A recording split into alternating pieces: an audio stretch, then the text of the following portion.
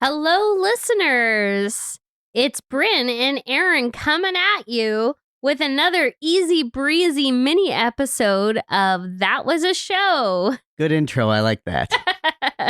You like that? I like that. We grew up during peak sitcom, Seinfeld, Friends, The Fresh Prince. But those shows were diamonds in the rough. This podcast is not about those diamonds. It's about the rough. Some sitcoms were briefly popular in their time. Some were canceled almost immediately. You probably won't recognize most of these, and you'll ask, that was a show?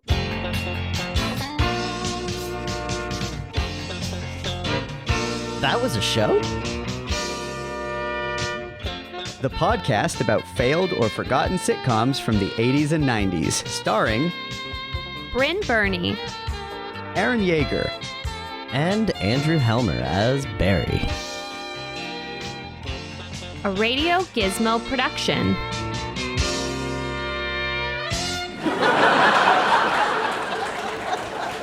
So it's just the two of us today, me and Brynn. Barry's taking a break, and so we're doing a rewatch episode. Yay. And for this rewatch, I chose The Single Guy, and for a very specific reason. Okay. So one thing that occurred to me was sometimes we're talking about a show, and, we usually just watch 2 episodes. We do our best to choose 2 that we think are going to be representative of the breadth of what they've accomplished in these short-lived series. But occasionally we're talking about the show, and we realize that there's a 3rd episode or some other scene or thing that we did not get a chance to watch, but we kind of wish we did because we start speculating on it and talking about it a bit anyway. And when we talked about The Single Guy, we discussed an episode that features a cameo appearance from Julia Louis-Dreyfus. And we talked all about how her husband, Brad Hall, is the creator of the show. And it was on in between Friends and Seinfeld. So we speculated that that's why she appears in an episode of the show. So at the time, we kind of just let that go by and said, yeah, we don't know exactly what happens in that episode, but whatever. And I got to thinking if I could go back and watch one more episode of a show that we've already reviewed, this is not the first time I've brought this up, but if I was pressed to choose a favorite sitcom performer from that decade, it would have to be Julia Louis-Dreyfus. Yeah, I mean, you're obsessed with her. You're in love with her. So the fact that she's your sitcom crush. Sure, I don't know if that's the description I would use, but I would. I just admire her comedic stylings and abilities, and so even if not for the fact that this show was created by Brad Hall, or that it was on adjacent to Seinfeld, I think the fact that she appears in an episode of the show, and she actually hasn't done a ton of sitcoms where she's not one of the starring roles. She's not one of those actors who has 100 credits in random parts in a whole bunch of different shows. So the fact that it's an opportunity to see her in a completely different character is intriguing. That's my reason for wanting to see this. But I also seem to recall that The Single Guy of the shows that of the last, call it, dozen or so shows that we've reviewed, was one of your favorites as a show that you actually enjoy. Well, no, not necessarily. I mean, it's definitely one that I watched a lot as a kid. Okay, so it's a show. It's not necessarily my favorite now. I did enjoy it. I definitely enjoyed revisiting it, but it was more that I just remembered so much of it and that it was a show I was a fan of at the time. Okay, maybe that's the way I should have described it, is a show that you enjoyed reviewing. Yeah. A show that you were excited to see. Yeah, no. So, it's okay, Aaron. You don't have to be 100% accurate with your descriptions. So we can do what we want with this podcast. I guess we can. It's our podcast. So we have not watched the episode yet. We're doing this process live-ish. Yeah. So we're gonna pause our recording now. Okay. We're gonna watch the show, and then we'll be right back after these messages to discuss.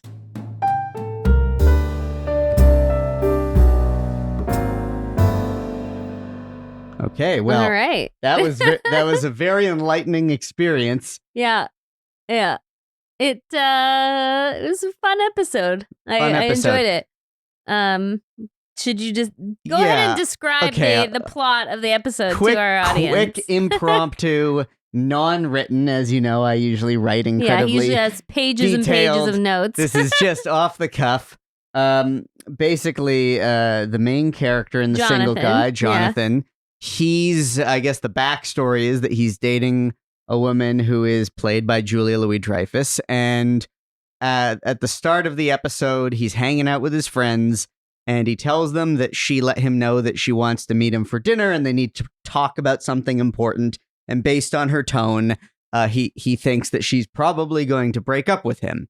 And so they're discussing strategy of how he could potentially somehow dodge that, which is a very George Costanza type of plotline. And then the twist that happens, long story short, is that they go out for dinner. He brings all the friends along, thinking that this will somehow create enough of a diversion that he can somehow get out of being dumped. Get out of being dumped, which I don't really get. Like, I mean, what? That's so it'll delay it by a day? Like, I don't really know what the end game of that is. But anyway, all the friends are there, and then when they leave dinner, they're all going for a walk. He's trying to keep the night going, keep all the friends with them, and they get mugged in an alleyway. And this actually sets in motion a pretty interesting plotline, because the way each of the characters reacts post mugging is it splinters off into a few separate plot lines, which is actually pretty entertaining. Well, yeah, it's entertaining, and it's a great plot device. Yeah. Like, it's great that it's like an inciting incident. Yeah. For 4 different plot lines. Yeah. So it's actually like a really smart, very clever structure. Writing structure. Yeah. So as you go, presumably from like Act 1 to Act 2, it splinters off into these plot lines. So the most interesting one, the one that we're all here for, is of course the fact that it turns out I don't remember her name.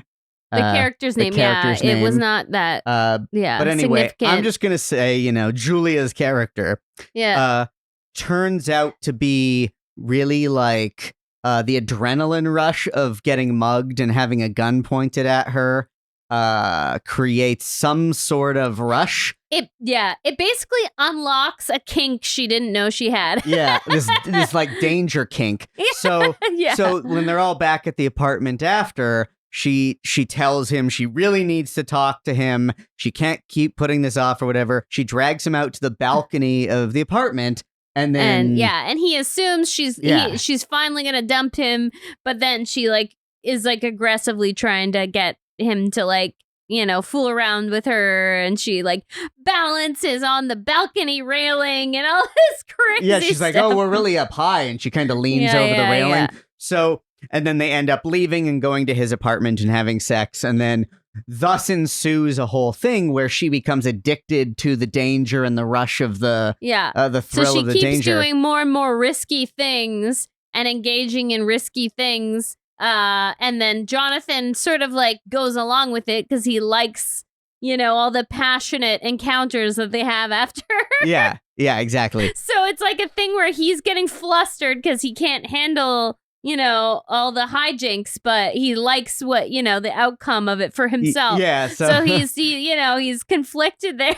Yeah, he's conflicted, but he's managing to sort of try to keep up with her thrill seeking and danger seeking. And he nicknames her Danger Girl. And so they all start calling her Danger Girl behind her back. As if it's like a superhero with an alter ego that she's been hiding. Danger Girl. So that's that plot line, and we'll explain where that ends in a moment, but just to set up the others. So the one of his friends, the one who runs Sam. Yeah. So at the Joey Slotnick's character. So as the mugging is happening, as soon as it starts, someone jumps out of behind a dumpster or whatever and is like, give me all your money. He immediately just books it. And leaves all of his friends and his wife, Trudy. Yeah. He just runs away as fast as he can. And afterwards, he's not ashamed of it. He's just like, this is how all of my ancestors have survived for a million years. And he's like, and he's accused of being a coward. And he's like, no. Coward implies that like assessed the situation and chose to flee. He's like, this is just my automatic instinct. Like, he made some reference to like a gazelle fleeing a lion or whatever. And his wife, Trudy, is it? Yeah. She doesn't even seem to be bothered by it. She's just like, yep, that's just, he just flees. When there's trouble, he flees. She says, I find it attractive, which I found to be a bit of a stretch. It's a bit of a like, what's the word? Contrived line. Yeah, but, contrived. But, it was fine. Yeah. But whatever. She's also like the wild card character and kind of the funniest character on the show. So yeah. In general, she was really good in this episode, but that line in particular seemed a little forced. But anyway, that's what happens with them. And then the other couple, the actors, don't know the character Jessica names. Hecht and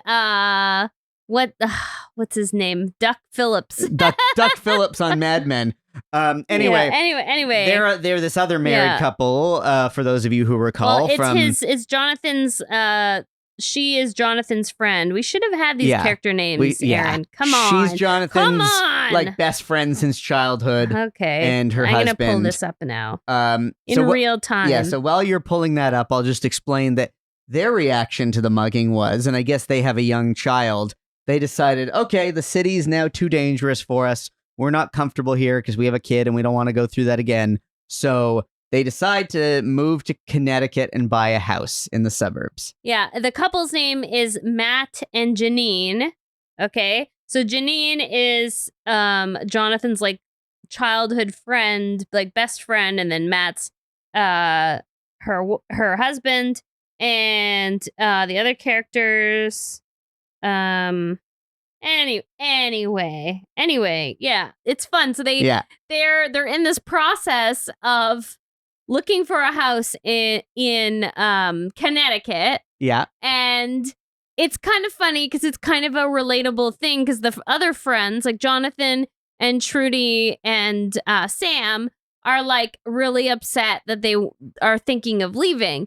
And yeah, we can relate to this because we're at that stage of life where people are like, moving out of the city and moving to the suburbs. And it's always like, no, why? Don't leave us. Yeah, and we're the city stalwarts. And we have friends who've left to the suburbs. So can definitely relate to that plot point. To that. And so they're just bugging them. Like they're going along with them, which is weird. I don't know why they're going to these house viewings with them, but yeah, again, that's a contrivance. But overall, although there are a few contrivances, overall pretty strong plot structure, I have to say. Yeah. I think when we watched it a little while back, like we all agreed it was very clever. It was a very clever show. So it's just like it's good writing. It's like very good performers. But yeah, I feel like it's basically, the same show that existed already a lot. So it just like, it's like, clever, witty people living in New York who had good banter. Yeah. And it's like we've seen it time and time again. So it's kind of like one of those things where it didn't have anything quite as special as Seinfeld or Friends to really give it that extra bit of juice to be more to really noteworthy stand out. And but as a show, it is like a fun. It is like a fun hangout show. Yeah. The one thing I'll say is like, again, it's the thing that always annoyed me about Friends is the fact that these people live in New York City and they're always just hanging out in apartments. And it's like, okay, yeah, like that's, you kind of have to do that for the purpose of a sitcom. But it's like, it's also like, and even if they don't have a lot of money to spend going out, they're still going to go out. Like they're still going to go and hang out at some dive bar or something. They're not just going to be at each other's apartments all the time. Yeah, I agree. And I will say that this show, and again, this episode may not be representative of every episode, but we've talked about this on various shows, how it was pretty typical that most sitcoms in the 80s and 90s, when they make reference to plot points that happen outside of the main one or two sets, they just talk about it after the fact. So someone makes a reference to so Danger Girl is like, let's walk home through like Yeah. walk me to my place through Central Park. And he's like, but it's past midnight. She's like, exactly. And it's like, but they don't show them go outside. Yeah, they they don't don't. show them go to Central Park. Although, okay, so technically the whole group did go out together because they were trying to basically prevent like him, like Jonathan, from being dumped, but they were very briefly at a bar or restaurant. And then they were all walking through a dark alleyway together. You've got the two main apartments. You've got the alleyway scene at the beginning, which was necessary for that inciting incident. Yeah. You've got the restaurant scene. Yeah. You've got a house viewing in what's supposed to be Connecticut. Yeah. So that's not bad. Like, that's actually not bad. Now bad. that we're like actually breaking it down, I'm just kind of actually disproving my point. Well, no, but that's not bad in the sense that that's the level of stretch that a show like Friends would have probably done. Yeah. What makes Seinfeld special is they would have shown Central Park. They would have shown viewings and multiple house like they would have anything that's referenced. They would have been willing to go to. Yeah. So speaking of Seinfeld, like obviously, like this was this after Seinfeld was over? Nope. It was still it was in its final season, probably. This would have been around season 7 or 8 of Seinfeld. Oh. So this is when Seinfeld was at its peak. 98. 98. But yeah, like so she was like very firmly Elaine Benes at the time. Very much so. And the thing is, like, okay, so she did a huge solid for her husband, obviously, by guest starring in his show. But they like went out of their way to make her look as different from Elaine as possible.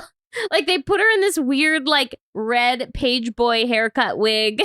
Like, you know, like so she's like this redhead instead of her, you know, signature Julia Louis-Dreyfus curls. And what's interesting is in the opening scene in the restaurant where we first meet the character and we can tell that she's kind of trying to get him alone so she can have a serious talk with him, and she probably is going to break up with him. Yeah. But she's like a pretty natural, subdued, like very realistic person in that first scene. Like she's not like a big sitcom-y performance. And I was like, oh, is this her in like the show? She's like trying to really tone it down to be different from Elaine. Yeah. But once she becomes Danger Girl, exactly. once she becomes, then it's like, all right, like, there's the bombastic once the performer like we know. The danger kink comes into play. Yeah, then she goes big. Then we get to see some like really quite good physical comedy. There's a scene where she like scales the fire escape and comes into the window with a crowbar, and and you know, she's like half his size. Like he's a pretty tall dude, and she just like like one hand throws him over the back of the couch onto the couch and stuff. and she's very funny at physical comedy. And so I'm glad that we got to see that. They used her well. Yeah. There was a lot of very 90s stuff in here. It was like, you know, this episode would have been made in 1996 and it was like as 1996 as possible. Yeah. Like, so like in the opening, like the cold open, they're like talking about going to the video store. So the setup is that, you know, like they're all going to hang out as friends. And like Sam had gone to the video store to get him something. And it made Aaron and I both just be like, aw, video stores. Because we're always so nostalgic for a video rental store. He comes in bragging about how he was able to pick a movie really quickly and get back from the video rental store quickly by sticking to a particular, like going in with a plan. If you're going for action and adventure, don't get sidetracked into romantic comedy or whatever. You got to pick a plan, stick with it. And immediate nostalgia. Or as Don Draper would describe it, the pain from an old wound, which I think those of us our age actually genuinely feel when we think of the loss of video rental. Yeah. So, the oh man, the youngsters will never understand. Never understand like that experience of going there and just, it was just such a like, it was a thing we took for granted, right? We don't have it now. And it's like, you know, it was so normal to just like go there, pick out a movie, maybe get some snacks, like, and there'd always be a whole thing to like, depending on who you were with and who you're watching a movie with.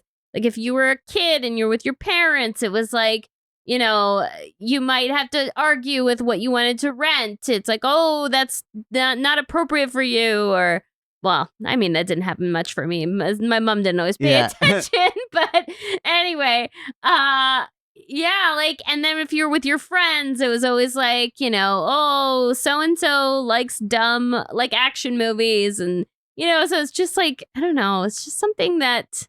Yeah. It's so specific to that era. It's a real cultural touchstone. Yeah. And, you know, the recent movie, Everything Everywhere All at Once, that title is a great metaphor for the prevalence of content today. Because now it is everything everywhere all at once. And in that era, up until it was very curated. The end of 90s, it's like you'd go to the one of a couple video stores that were reasonably close to where you lived.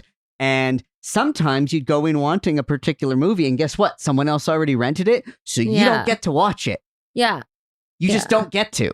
Yeah. And maybe you don't get to until like a week or two later because it's just been, sometimes they're even reserved. Yeah. So you can't even rent that movie. Yeah, exactly. You have to like wait an entire week or more. Or a month. You'd have to ask the person there, like, when's it due back? Like a library book. If you think about it like a library book, that's kind of what it was like at times. Like, yeah. It's wild. And like, sure, it was a lot cheaper than going to a movie theater, but you were still paying real money for like one particular movie that was due back in like a day or two.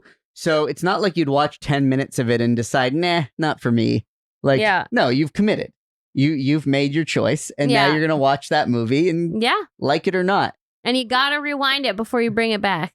Anyway, this was an epic tangent. Other 90s classics were, you know, so Julia Louis-Dreyfus' character had a mini backpack purse that the other women commented on, which was such an iconic thing. Like when I was like 11, I got my first mini backpack, and it was like the best day of my life because it was like such a smooth transition from being like a little girl to like a preteen, because it was like a backpack, but it was also my purse. And I got to like carry around a purse without my peers being like, why do you have a purse? Like, that's weird. But it's a backpack.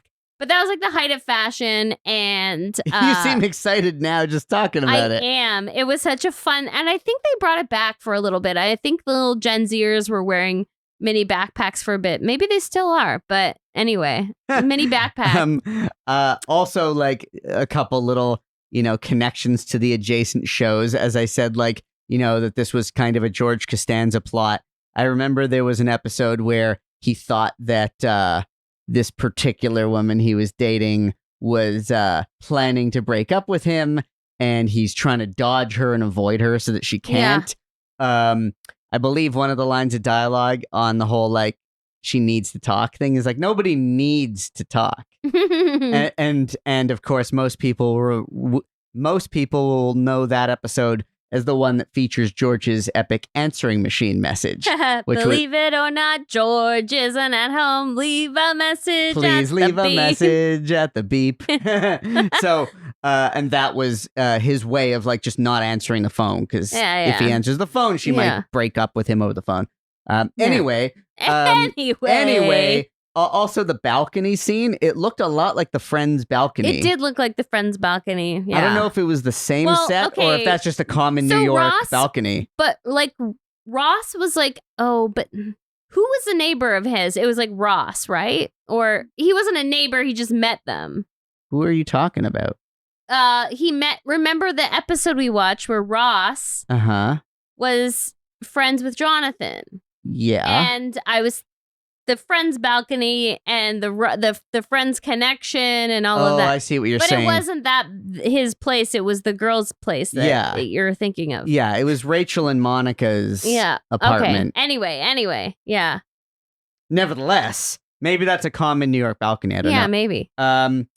There's a funny bit, like a good laugh I had was like when it seems like Julia's character busted into the apartment with the crowbar. Like there were witnesses out on the street that saw someone scaling the building and break in. So Ernest Borgnine, who's like the doorman at the building, comes rushing into his apartment with a sock full of pennies. It's so funny because he comes in with this like sock with something in it. Yeah. And there's a whole dialogue exchange before even addressing that. Yeah. And we're both like, is that a sock full of pennies? Yeah. And then Jonathan's like, what's in your hand? And he's like, oh, it's a sock full of pennies. Well, you said quarters, actually. You're right. I said quarters. Yeah, but I mean, you don't want to lose a bunch of quarters. You're Quarters right. is big money. Pennies so. is a much more rational choice. And also that payoff to the whole thing of like the couple who's going to buy the house in Connecticut. They're so into it. They're ready to like make an offer. Yeah. And then they say to the like real estate agent, like, hey, why don't we go out for dinner and we'll talk about our offer? Let's go for some Chinese food. And she's like, I don't know if that's going to work. Like, there's no Chinese restaurant in this town. The nearest Chinese place is probably about a 40-minute drive. And it just like cuts to them like their eyes are bugging out of their face. And then it just like hard cuts to like Chinese takeout back in Manhattan. In Manhattan. And yeah, they're not going to take the house. And they're not going to take the house because there's no Chinese food restaurants. Yeah, which like... Again, I can relate to that as like one of the reasons why I like living in a city is just like if I want literally any kind of food any day of the week on any whim, I have a reasonable confidence that I can find it. I do value that. So that's all my notes. Yeah, I mean, that. What else can you say? It was a fun episode and. You know, it was a good rewatch. I mean, I feel like doing these little mini-sodes, it's fun because you get like a slightly, deeper dive into some of these shows we cover. So yeah, you do. Might as well. And this was my favorite, I think, out of now the like 3 or 4 single guy episodes that I've seen. Yeah. This is probably my favorite. Yeah, it's fun. And not just because Julia Louis-Dreyfus was in it. But like in an unbiased way, genuinely, I thought this was like the best plot structure and kind of most entertaining. Yeah. Like it really worked as an episode of late 90s sitcom. It really worked. Yeah. And if you like other popular shows from that era, like there's a good chance you'll like this. It works I think well. so. Yeah. Why not? Check it out. Check it out.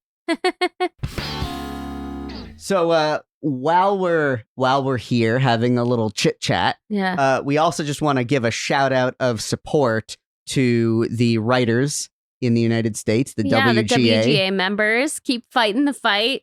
If anyone out there is curious about, just the realities of working in that medium, like the reason a lot of these 90s TV shows and 80s TV shows that we cover existed was because there was a lot of work back then, and there was networks in the age of actual network television.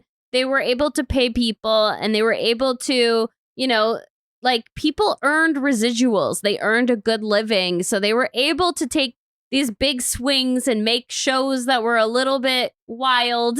And that's why you have so many failed or forgotten and successful shows. Like these writers in that era, they could make a real stinker and still get a better job and have a good life. I mean, we're not experts on it, but also any art, any craft requires time and practice. And so it just makes sense that, not all, obviously not all the shows that we review on our podcast are the most memorable shows, but the people who worked on these shows are often people who go on to do other really great shows that you love. And the shows, whatever it is, whatever show that you think is your favorite show of all time probably would not exist if those writers had not been able to earn a living writing on a whole bunch of different things, good and bad, over the course of many years. Again, want to just express our support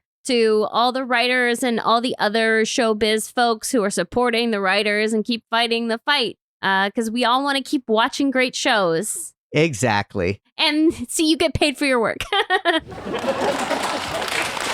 All right. Well, this was fun. Until next time. Thanks for listening. And cut to credits.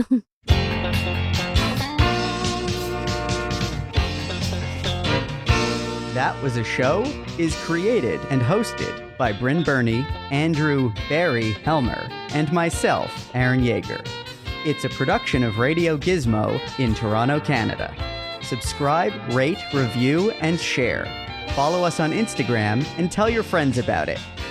That Was a Show? Radio Gizmo.